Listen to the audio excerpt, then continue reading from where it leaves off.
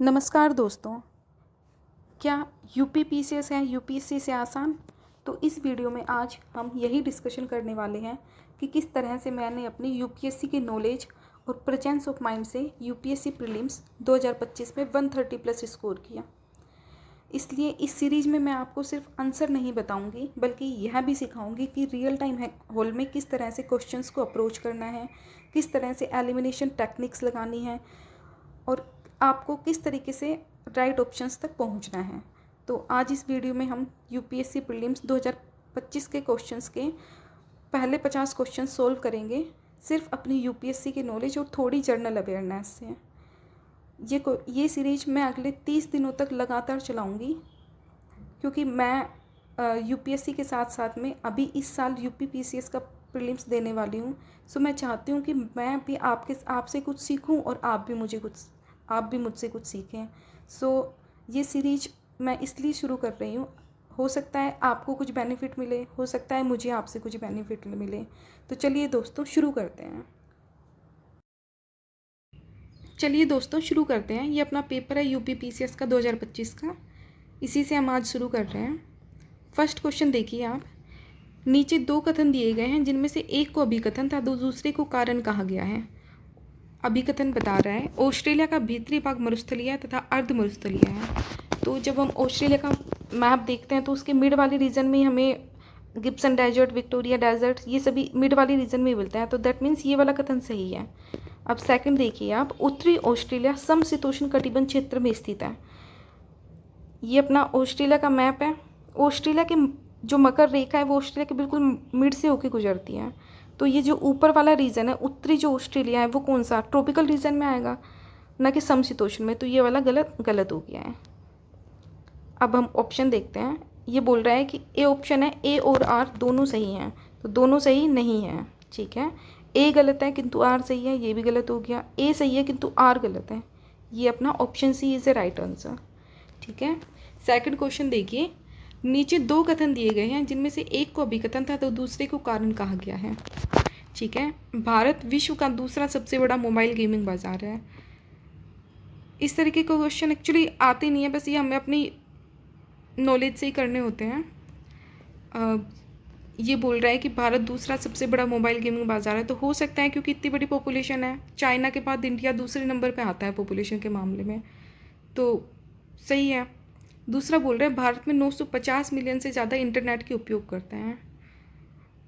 तो भारत की जो पॉपुलेशन है 95 मिलियन यानी 95 करोड़ के आसपास बोल रहे हैं।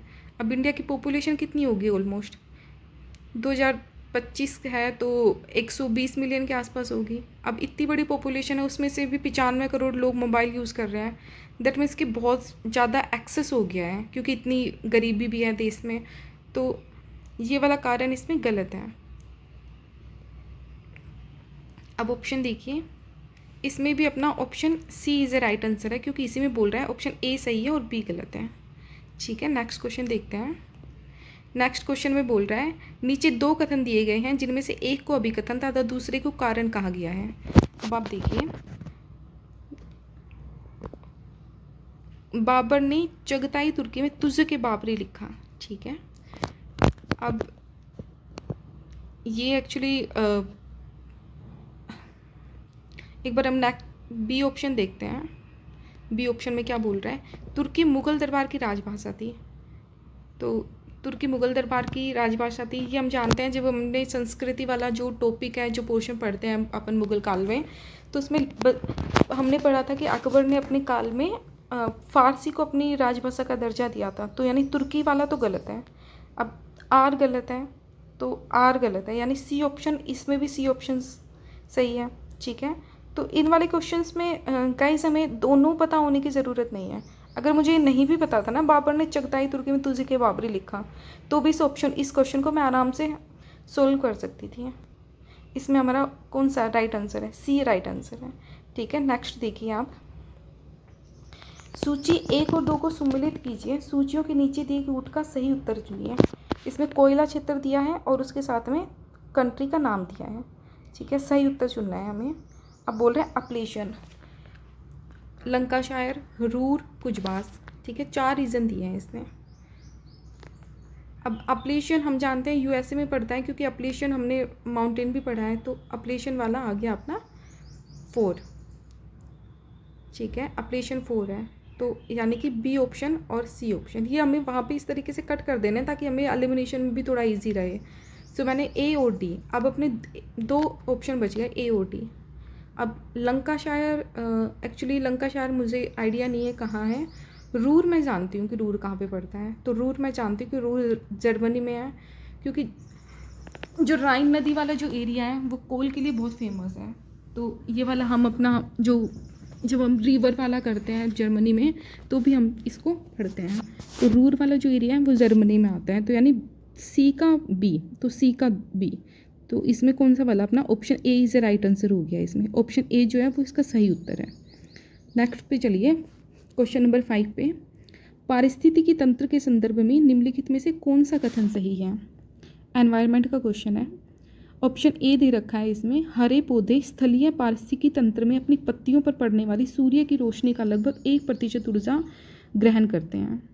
तो ये हम अपना जो स्टैंडर्ड बुक्स हैं उनमें भी पढ़ते हैं कि जैसे जो जितने भी ट्रीज़ हैं सबके ऊपर जो रोशनी पड़ती है सूर्य से आने वाली जो किरणें होती हैं, पेड़ अब्जॉर्व करते हैं, तो उनका केवल 1% जो ऊर्जा होती है वो ही अपने फूड प्रोसेसिंग में यूज़ लेते हैं वो। तो ये वाला क्वेश्चन, ये वाला ऑप्शन सही है।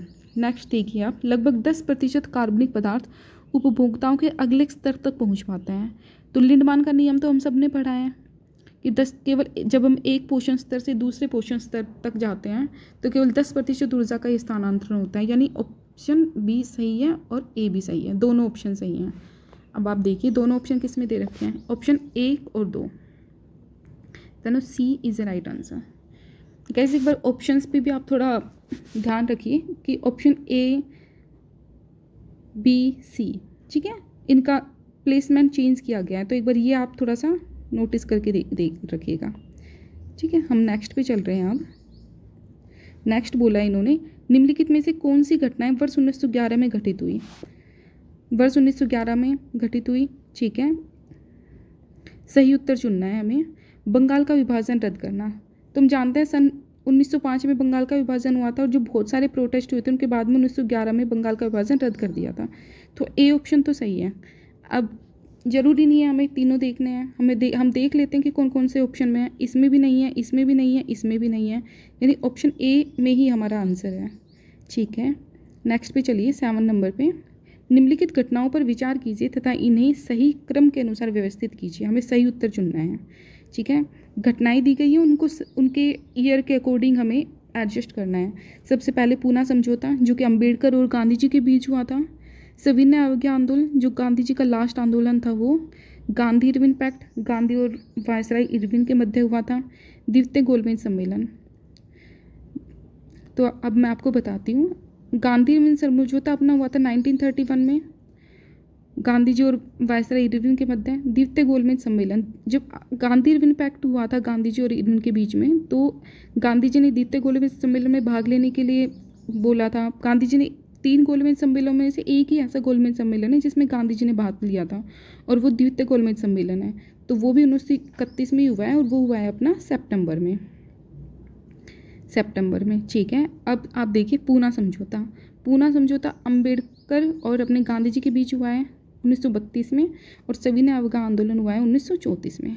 तो किस तरीके से है, ये है अपना पहले 3, ऑप्शन 3, देन इसके बाद में 4, 3 और 4 देख लीजिए, ये गलत है, ये गलत है। 3 4 1 2, 3 4 1 2, यानी option D is the right answer. ठीक है, नेक्स्ट पे चलिए, भारत वन स्थिति रिपोर्ट 2023 के अनुसार, भारत वन की रिपोर्ट आई थी 2023 में, तो यूपीपीसीएस ने 2025 में क्वेश्चन पूछ लिया। भारत वन स्थिति रिपोर्ट के अनुसार उत्तर प्रदेश के निम्नलिखित में से किन जिलों में उनके कुल क्षेत्रफल के 20% से अधिक भाग पर वन है। तो एक्चुअली ये यूपीएससी की नॉलेज से मैं एक्चुअली इसलिए नहीं कर पा रही हूँ क्योंकि ये बिल्कुल स्टैटिक है और वो स्टेट से रिलेटेड पूछा गया है, तो ये एक बार मैं स्किप कर रही हूँ। हम नेक्स्ट क्वेश्चन देखते हैं, निम्नलिखित युग्मों में से कौन सा सही सुमेलित है। इसमें भी इन्होंने कोल रीजन दिया है और स्टेट दिया है, जैसे उसमें देश दिया, कंट्री दी थी, और इसमें उन्होंने राज्य दिया है। मावलोंग, अरुणाचल प्रदेश, रानीगंज पश्चिम बंगाल, रामगढ़ झारखंड, तालचेर उड़ीसा। ठीक है, अब ज़रूरी नहीं है कि चारों ऑप्शन हमें पता हों, हम इनमें से यदि दो भी बताएं तो भी हम आराम से कर लेंगे। आप देखिए, रानीगंज पश्चिम बंगाल सही है, और रामगढ़ तालाचेर मैं जानती हूँ कि उड़ीसा में है तालाचेर। अब आप देख लीजिए, अपना हमें 2 पता था और 4, 2 और 4 हमारे ये दोनों सही हैं, तो ये भी कट हो गया, ये भी कट हो गया, ये भी कट हो गया। ओनली केवल एक ही ऑप्शन ऐसा है जिसमें 4 तालाचेर उड़ीसा लिखा है, तो दैट मीन्स कि ये हमारा राइट ऑप्शन है। नेक्स्ट पे चलिए, दिल्ली सरकार के बायो डिकम्पोजर एवं स्प्रे कार्यक्रम ने के संदर्भ में निम्नलिखित में से कौन से कथन सही हैं। ठीक है, दिल्ली में बहुत इशू रहता है पराली का, ये हम जानते हैं कि जो एनसीआर वाला रीजन है, इधर साइड में यूपी लगता है, इधर हरियाणा लगता है, तो वहाँ पे जो स्टेबल बर्निंग का इशू आता है वो बहुत ज़्यादा क्रिएट होता है कि पराली का इतना दहन होता है, तो इतना ज़्यादा पोल्यूशन हो जाता है। गवर्नमेंट सरकार को बहुत नए नए इनिशिएटिव लेने पड़ते हैं उसके लिए। तो ये बोल रहे हैं पराली को खाद में बदलने के लिए किसानों को बायो डिकम्पोजर घोल मुफ्त में उपलब्ध कराया गया। ये मुफ्त नहीं है, मुफ्त है, मुफ्त में उपलब्ध कराया गया। तो हाँ, हो सकता है क्योंकि गवर्नमेंट खुद ना इशू फेस करती है वहाँ पे, सो कुछ नया इनिशिएटिव आया है कि किसान उसको लें और किसानों के लिए इजी टू यूज़ रहे, तो फ्री में हो सकता है कि गवर्नमेंट ने दिया हो। नेक्स्ट देखिए आप, बायो डिकम्पोजर घोल कई कवकों का उपयोग करके तैयार किया गया है। हाँ, अगर कोई मिश्रण बनाया है तो एक ही कोई मटेरियल तो उसमें यूज़ नहीं हुआ होगा, खूब सारे मटेरियल्स यूज़ हुए होंगे, तो दोनों ऑप्शन सही हैं, ए और सी इज़ ए राइट आंसर।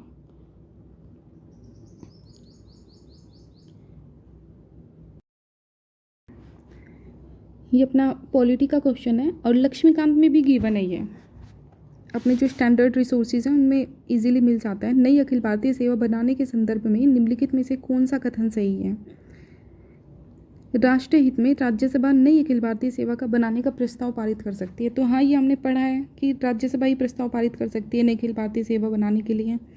दूसरा बोल रहा है नई अखिल भारतीय सेवा बनाने का प्रस्ताव राज्यसभा के कुल सदस्य नहीं, कुल नहीं, उपस्थित और मत देने वालों के 2/3 सदस्यों का मत होना चाहिए, तो यानी दूसरा ऑप्शन गलत हो गया है। अब दूसरा गलत है तो ये वाला भी गलत हो गया, ये वाला भी गलत हो गया, ये भी गलत हो गया, और ए ऑप्शन सो डी सही है। ठीक है, नेक्स्ट क्वेश्चन पे चलिए, क्वेश्चन नंबर 12। इसमें सूची 1 और 2 दी गई है और इन्हें सही उत्तर चुनना है। ठीक है, शिष्य दिए गए, उनके गुरु दिए गए हैं। कबीर, ये एक्चुअली मेरे पास यूपीएससी में हिंदी लिटरेचर है, तो ये मुझे उसी बेस पे मैं ये आराम से कर पा रही हूँ। कबीर का मैं जानती हूँ कि रामानंद है, कबीर के जो गुरु थे वो रामानंद हैं। खुसरो के निज़ामुद्दीन औलिया और सूरदास के वल्लभाचार्य हैं। मर्दाना का एक्चुअली मुझे नहीं आइडिया है, तो मर्दाना का क्योंकि हमें 3 पता है तो डी का ऑप्शन ऑलरेडी 4 हो गया है। अब कबीर का आप देख लीजिए, 2 यानी 2 से शुरू होना चाहिए, तो ऑप्शन ए भी गया और बी भी। ठीक है, बी से शुरू हो रहा है। ठीक है, और मर्दाना का 1, तो यानी option C is a right answer. ठीक है, तो ये मेरा एक्चुअली यूपीएससी में हिंदी लिटरेचर है, तो ये मैं आराम से कर सकती थी। नेक्स्ट पे चलते हैं, 13 नंबर पे। नीचे 2 कथन दिए गए हैं जिनमें से एक को अभिकथन। गाइस, ये वाले क्वेश्चन करना बहुत इजी होता है, इनमें यदि हमें एक का पता लग जाए ना कि एक ऑप्शन गलत है तो हम सेकंड वाले को आराम से कर सकते हैं। हम देखते हैं ये वाला क्वेश्चन, देखिए, मानव पूंजी में निवेश से भविष्य में लाभ मिल सकता है।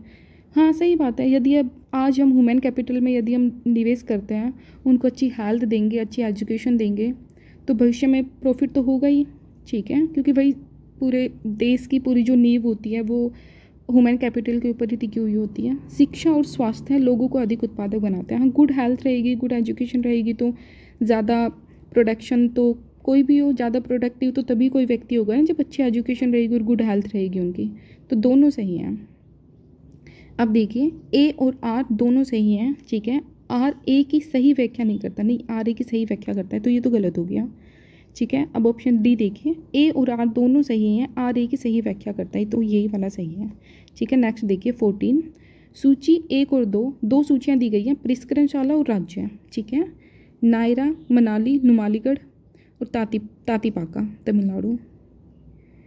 ये गाइज एक्चुअली मैं अभी स्किप कर रही हूँ क्योंकि बहुत ज़्यादा स्टैटिक हो गया और रिस्क लेना सही नहीं है एग्ज़ाम के टाइम पे। मैं आपको एकदम रियल टाइम अप्रोच बता रही हूँ कि पेपर में हम किस तरीके से सोच सकते हैं। तो जो क्वेश्चन हमें बिल्कुल स्टैटिक लग रहे हैं उनको हम छोड़ भी सकते हैं, लास्ट में हम देखेंगे जब हमारी ये सीरीज पूरी कंप्लीट हो जाएगी। अभी आज मैं 50 क्वेश्चन कराऊंगी आपको, जैसा कि मैंने पहले ही बता दिया है। तो उसमें हम देखेंगे कि किस तरीके से लास्ट में हमने कितने क्वेश्चन स्किप किए हैं, तो वो हम लास्ट वाली वीडियो में मैं आपको पूरा बताऊंगी, पूरा कंप्लीट पेपर लेके आऊँगी, उसमें बताऊंगी कि हमने फर्स्ट टाइम पे ये क्वेश्चन स्किप किए थे और हमारे टोटल नंबर ऑफ अटैम्प्ट्स कितने हो गए हैं। ठीक है, तो अभी एक बार मैं इसको स्किप कर रही हूँ, नेक्स्ट पे चलते हैं। 15 नंबर पे, निम्नलिखित में से कौन सा खाद्य सुरक्षा का आयाम नहीं है। ठीक है, खाद्य सुरक्षा का आयाम नहीं है। तो उपलब्धता सही है, सभी के लिए फूड अवेलेबल तो होना चाहिए, सभी की वहाँ तक पहुँच होनी चाहिए, सभी लोग उसको लेने के लिए समर्थ होने चाहिए। तो इसमें कौन सा जवाबदेही का इशू नहीं है। तो 4th नंबर ये कट हो गया, सॉरी इसने बोला है कि आयाम नहीं है, तो ये वाला ऑप्शन अपना आयाम नहीं है, जवाबदेहिता इसमें नहीं है। ठीक है, नेक्स्ट देखिए, चांदी की वस्तुओं के संदर्भ में निम्नलिखित में से कौन सा कथन सही है। अब चांदी की वस्तुओं के संदर्भ में, चांदी की वस्तुएं हवा के संपर्क में आने में कुछ समय बाद काली हो जाती हैं। तो ये हमने देखा है, जब हमने अपनी मदर्स को पायल पहने हुए देखा है, तो हवा में जैसे ही हम लेके आते हैं तो हवा में तो वो थोड़े समय के बाद में काली हो जाती हैं। तो ये वाला तो हम अपनी कॉमन सेंस से भी कर सकते हैं। ठीक है, तो ये वाला तो गलत ही हो गया, और ये आई थिंक यहाँ पे 1 होगा, तो हो सकता है कि ये ऑप्शन हो, एक बार हम देख लेंगे। ऐसा सिल्वर सल्फाइड की कोटिंग के कारण होता है, तो हाँ, ऐसा सिल्वर सल्फाइड की कोटिंग के कारण ही होता है कि जब एयर के कांटेक्ट में आता है तो वो ब्लैक हो जाती है। तो एक और दोनों सही हैं। ठीक है, तो सी ऑप्शन हमारा राइट है। नेक्स्ट पे चलिए, सूची 1 और 2, दो सूची दी गई है, मिशन दिया गया और प्रक्षेपण की तिथि दी गई है। एक्चुअली ये एकदम स्टैटिक है और यूपीएससी में इस तरीके के क्वेश्चंस नहीं आते हैं। सो मैं एक बार इसको भी एक बार अवॉइड करूँगी, और हमने ये वाला भी अवॉइड किया है। तो हमारे 2 क्वेश्चन हो गए हैं अभी तक, 17th क्वेश्चन तक हमने 2 क्वेश्चन स्किप किए हैं, ये वाला भी अभी मैं स्किप कर रही हूँ। नेक्स्ट पे चलते हैं।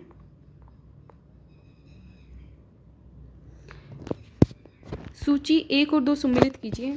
ये एक्चुअली क्या है, फैक्ट बेस बहुत होता है, यूपीएससी में क्या इतने फैक्ट नहीं आते हैं, ये फैक्ट बेस है। ये भी स्टेट दिया गया है और राज्यसभा की सीटें दी गई है। तो महाराष्ट्र, कर्नाटक, बिहार और तमिलनाडु, 4 इसने स्टेट दिए हैं। तो गाइस हम जानते हैं कि महाराष्ट्र बहुत वहाँ के लीडर्स, इतनी सारी पॉपुलेशन है, और राज्यसभा की जो सीट्स होती हैं वो क्या पॉपुलेशन के अकॉर्डिंग ही डिवाइड होती हैं। मतलब राज्यसभा की जो सीट्स होती हैं वो जिस राज्य में जितनी ज़्यादा जनसंख्या होगी ना, उसी के अकॉर्डिंग वहाँ की सीट्स डिवाइड होती हैं।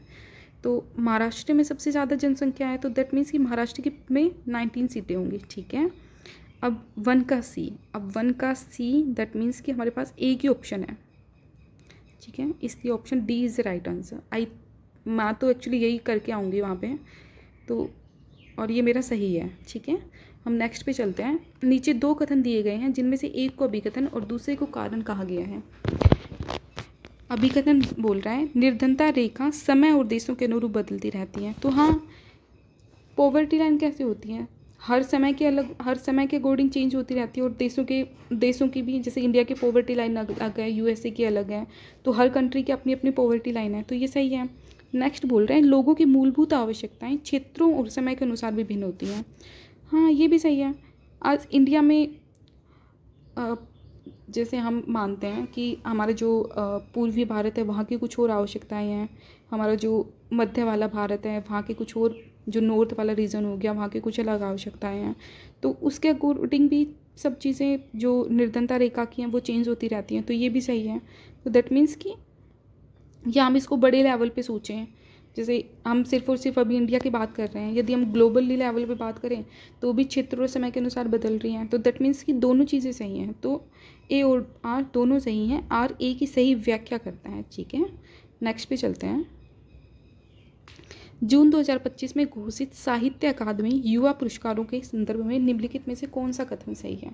ये एक्चुअली आपको बिल्कुल ध्यान देना है कि यहाँ पे सही पूछा है या सही नहीं है, क्योंकि यहाँ पे बहुत कन्फ्यूज़न हो जाता है। अगर आप इनमें थोड़ा सा गलती कर रहे हो, ऐसी अगर सिली मिस्टेक्स हो रही हैं, तो दैट मीन्स कि आप कंपटीशन से बाहर हो जाओगे, सॉरी टू से, बट हाँ ये आपको ध्यान देना पड़ेगा। अब ये बोल रहा है, ए ऑप्शन इसने दिया है, युवा पुरस्कार 23 भारतीय भाषाओं में घोषित किए गए। तो हाँ, ये करंट बेस्ड क्वेश्चन है, और ये मैं जब अपना यूपीएससी 2026 वाला जो अटैम्प्ट दे रही थी उसमें मैंने देखा था कि हाँ जब यूपीएससी का अटैम्प्ट दे रही थी 2026 का, तो करंट में था। और ये सही है, क्योंकि उस वर्ष डोगरी को पुरस्कार नहीं मिला था युवा भाषा में, क्योंकि हम जानते हैं कि हमारी 24 लैंग्वेजेस हैं, जो 8 शेड्यूल है उसके अंदर 24 लैंग्वेजेस को दर्जा प्राप्त है। तो ये भी सही है, और डोगरी को पुरस्कार प्राप्त नहीं है, तो ये भी सही है, यानी दोनों ऑप्शन सही हैं।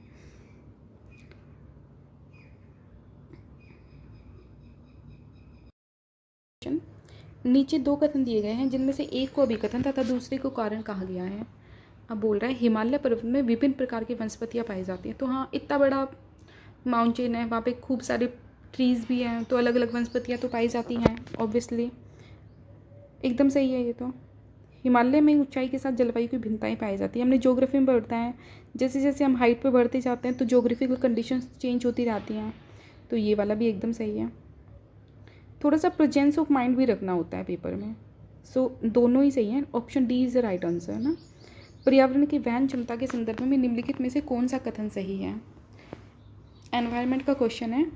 संसाधन की निष्कर्षण दर, यानी हम पृथ्वी से जो संसाधन निकाल रहे हैं वो हमेशा ज़्यादा होनी चाहिए, और पृथ्वी उसको सर्जित चाहे धीरे कर ले। तो कितना गलत सा साउंड नहीं कर रहा है ये, तो ये तो गलत हो गया है हमारा। ऑप्शन सी भी गया और ये भी ख़त्म हो गया। ठीक है, अपशिष्ट का उत्पादन पर्यावरण की अवशोषण क्षमता के भीतर होना चाहिए। तो हाँ, आज हम जो अपशिष्ट कर रहे हैं पर्यावरण उसको अवशोषित कर ले, यही तो हमारा लाइफ जो आया था मिशन उसका, और एनवायरनमेंट तभी ज़्यादा बेटर रहेगा, तब हम जो अपशिष्ट है उसका अच्छे से प्रबंधित कर पाएँ।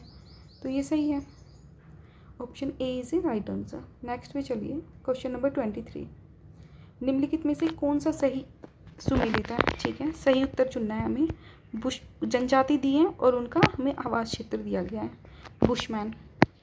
तो बुशमैन दिया है कालाहारी मरुस्थल। कालाहारी मरुस्थल कहाँ पड़ता है? हमारा साउथ अफ्रीका में पड़ता है, और बुशमैन जो जाति है वो भी कालाहारी मरुस्थल इसमें सही है। ठीक है, एस्किमो उत्तरी कनाडा वाली रीजन में हमने पढ़ा है, ये भी सही है।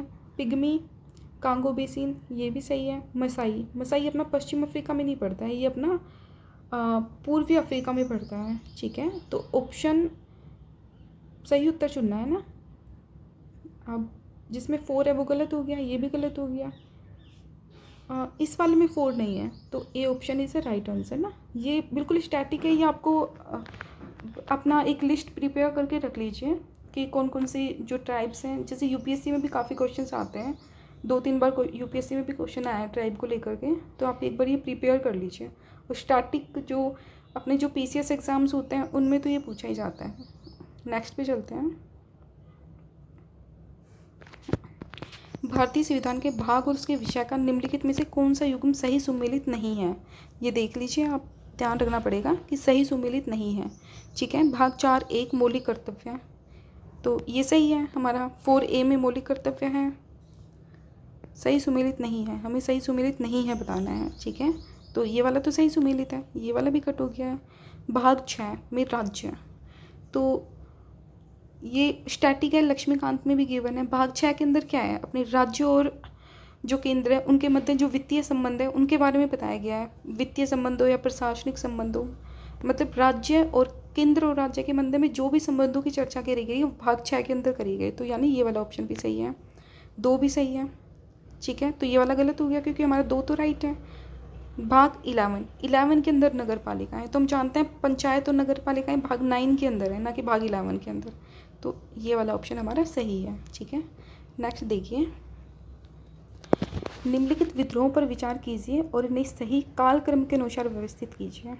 स्टैटिक है, स्पेक्ट्रम से भी हम जब अपना स्टैंडर्ड पढ़ते हैं स्पेक्ट्रम, तो उसमें भी इजीली गिवन है। ये बोल रहा है पबना विद्रोह, नील विद्रोह, कूका और सन्यासी।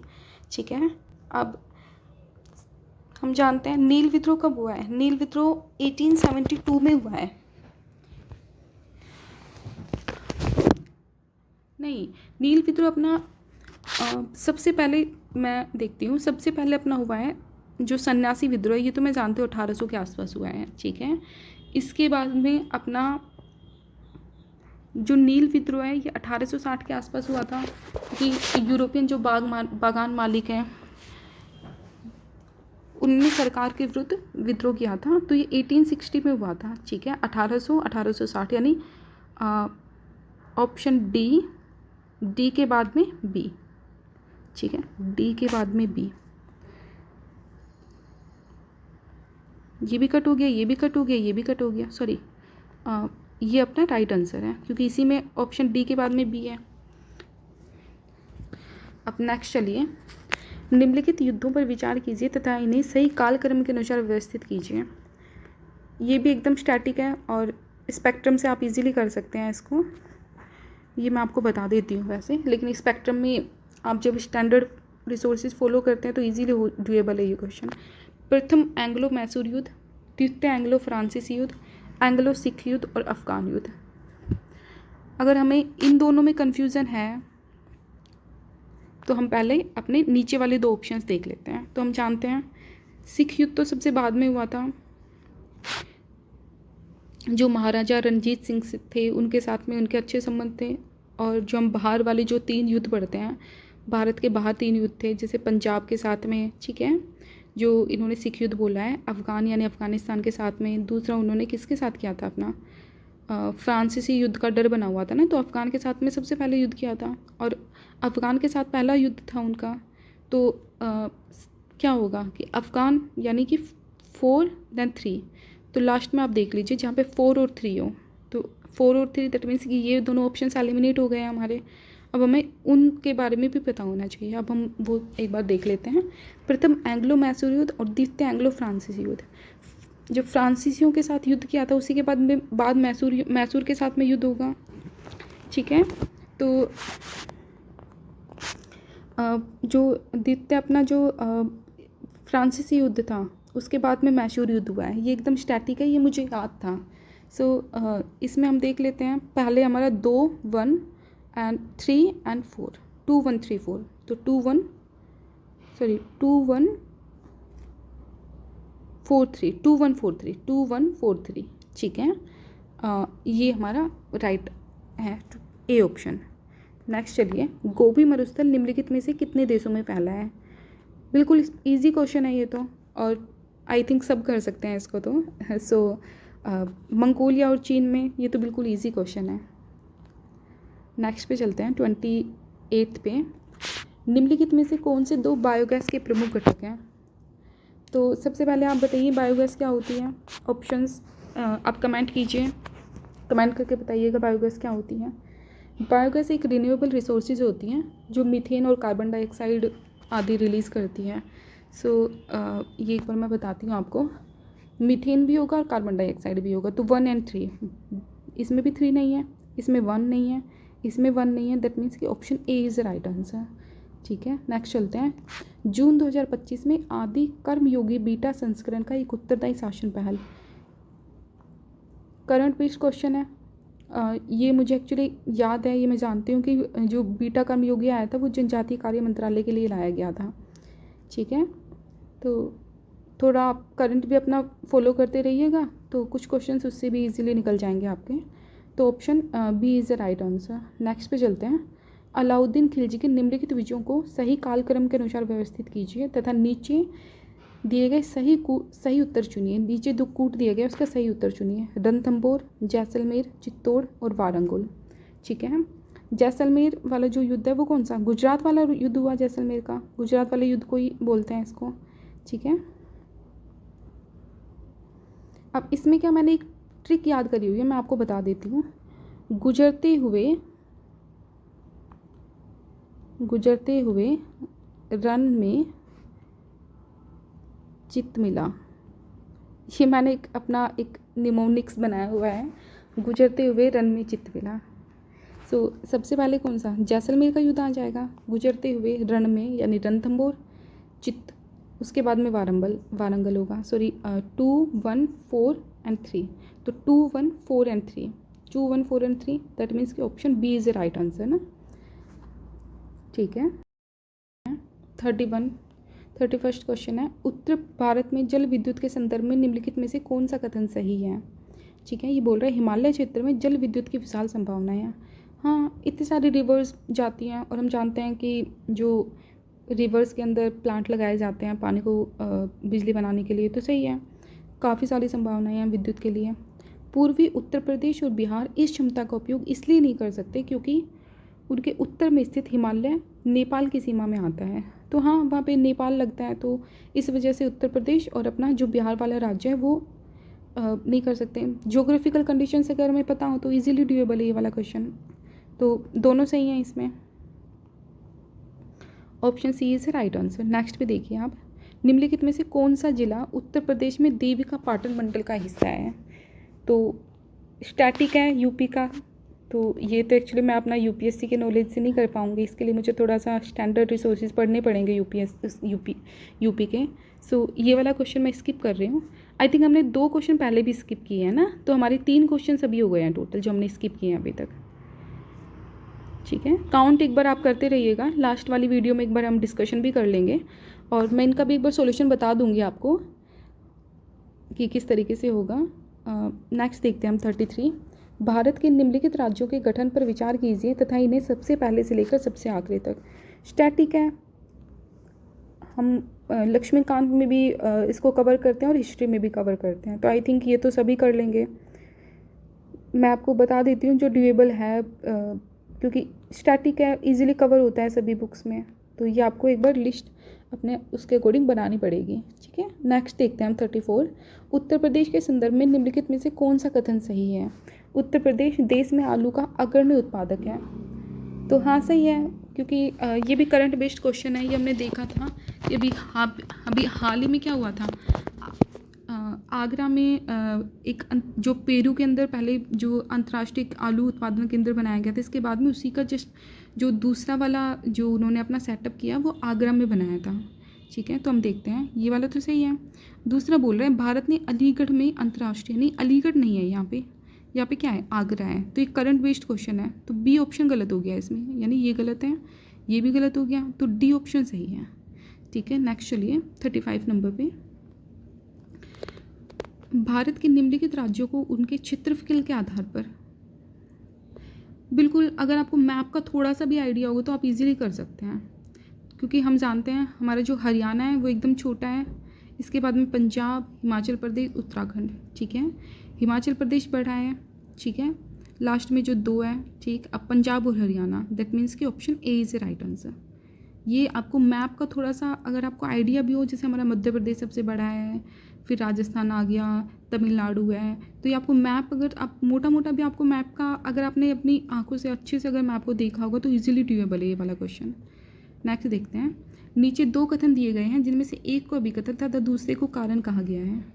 मैं एक्चुअली आपको सोचना बता रही हूँ, मैं पेपर सोल्व करना ठीक है वो अपनी जगह है, लेकिन आपको सोचना बता रही हूँ कि आपको वहाँ पे किस तरीके से अपना प्रेजेंस ऑफ माइंड रखना है।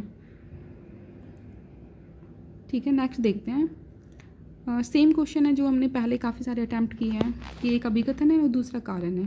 पढ़िए आप अभिकथन में बताती हूँ आपको।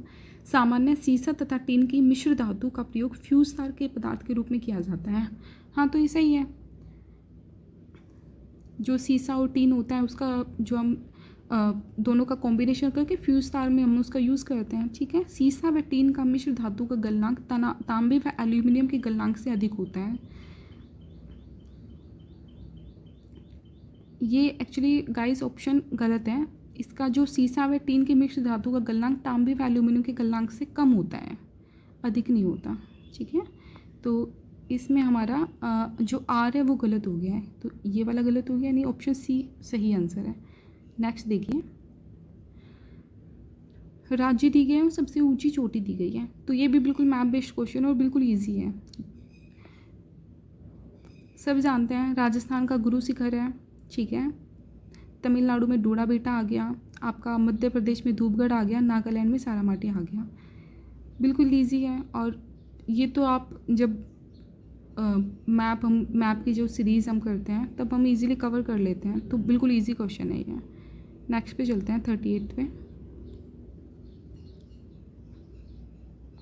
मार्च 2025 में भारत ने ऑपरेशन ब्रह्मा निम्नलिखित में से किस देश को मानवीय सहायता प्रदान करने के लिए, करंट बेस्ड क्वेश्चन है और आई थिंक सभी को पता होगा कि भारत ने म्यांमार के लिए किया था। म्यांमार हमारा इसका सही आंसर है। नगर पालिका के संदर्भ में नेक्स्ट देखिए, नगर पालिका के संदर्भ में निम्नलिखित में से कौन सा कथन सही है।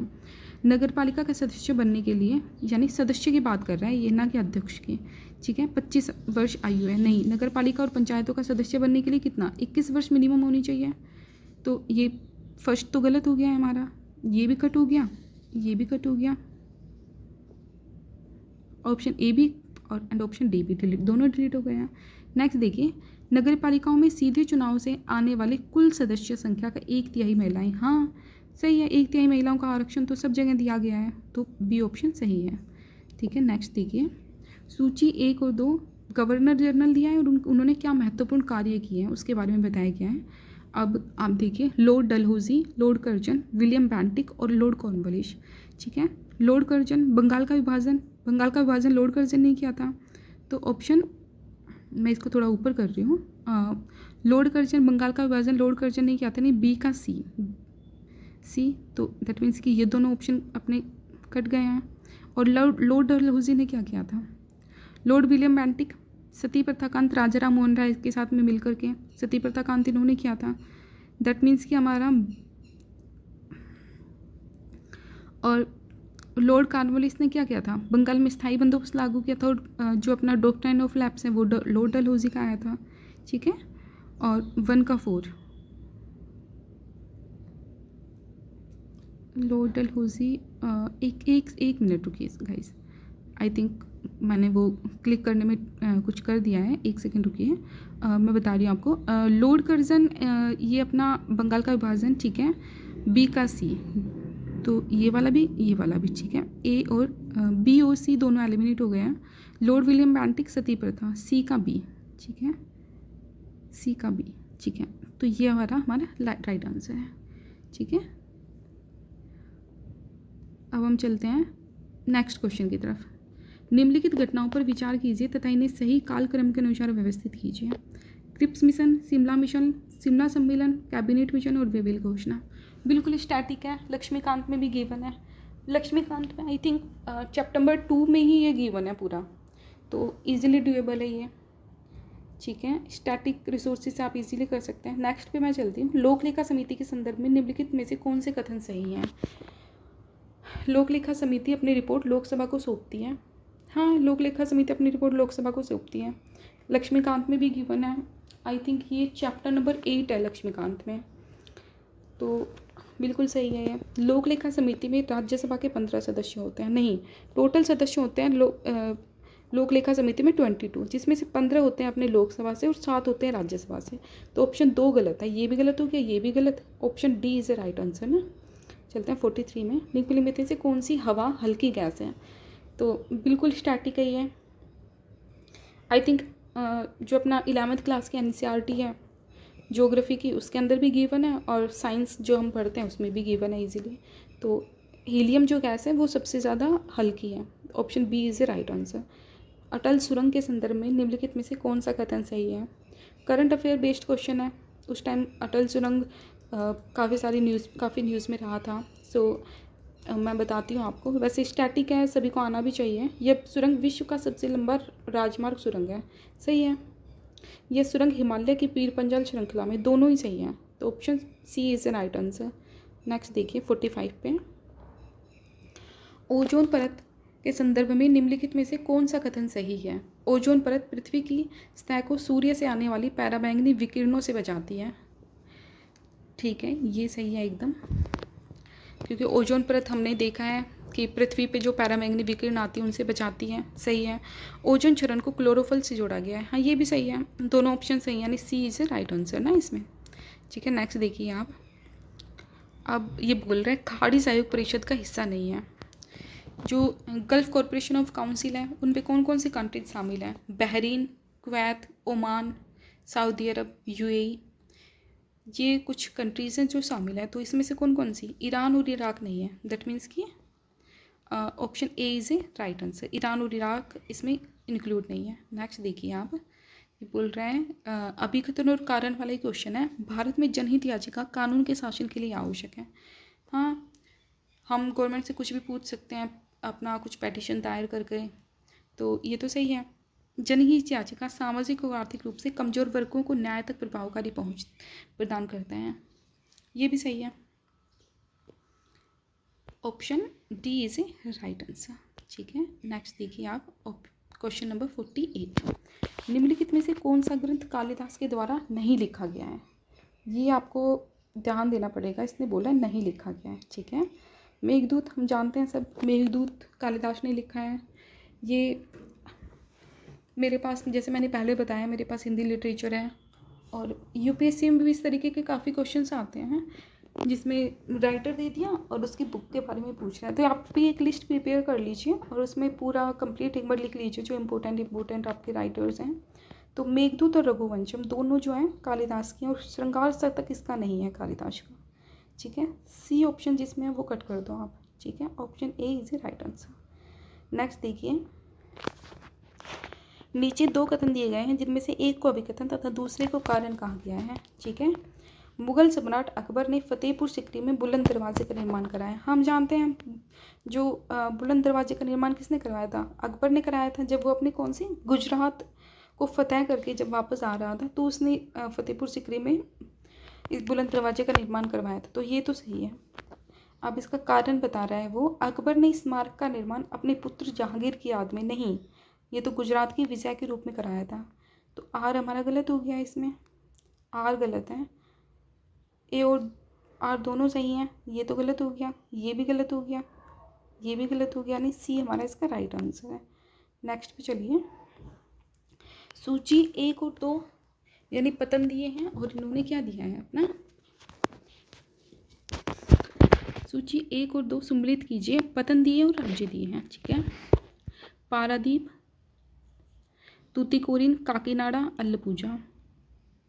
स्टैटिक है एकदम। मैप जब हम करते हैं तो भी हम थोड़ा थोड़ा जो ये पतन है, पोर्ट्स हैं, इनके बारे में हम पढ़ते रहते हैं। तो ये मैं एक्चुअली, मुझे इसका आइडिया है मोटा मोटा, ये मैं आपको बताती हूँ। जैसे इसमें बोला है पारादीप, मैं आपको पहले तूतीकोरिन के बारे में बताती हूँ। ये मैं जानती हूँ, तूतीकोरिन अपना पड़ेगा तमिलनाडु में। ठीक है, काकीनाडा हमारा आएगा आंध्र प्रदेश में। ठीक है, अब मुझे ये दो तो एकदम अच्छे से आइडिया है कि तूतीकोरिन तमिलनाडु और काकानाडी अपना आंध्र प्रदेश में। एक बार मैं ऑप्शंस देख लेती हूँ, ऑप्शंस के अकॉर्डिंग मैं कर पा रही हूँ कि नहीं। ठीक है, मैंने लगाया है